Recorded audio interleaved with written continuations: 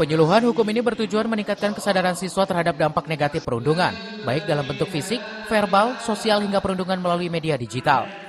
Melalui kegiatan ini, siswa diberikan pemahaman terkait konsekuensi hukum atas tindakan perundungan, antara lain berdasarkan pasal 351 KUHP tentang penganiayaan serta Undang-Undang Perlindungan Anak. Edukasi ini juga mendorong siswa untuk memiliki sikap empati serta berani melaporkan apabila mengalami atau menyaksikan tindakan perundungan.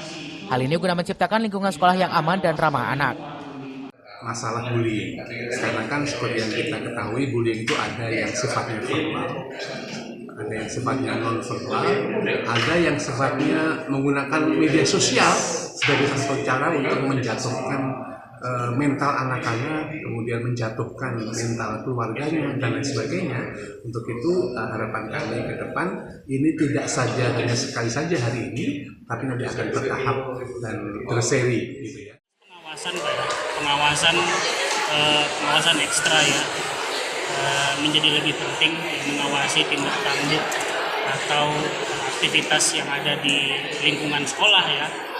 Yang kedua juga bisa bekerja sama dengan lembaga-lembaga eksternal ya. Kita punya kepolisian barangkali untuk nanti misalnya ketika ada untuk mencegah timbulnya tindak pidana yang terjadi di lingkup pendidikan.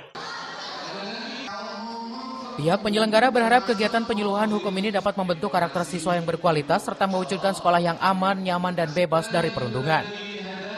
Dari Gunung Putri, Kabupaten Bogor, Edi Junaidi melaporkan.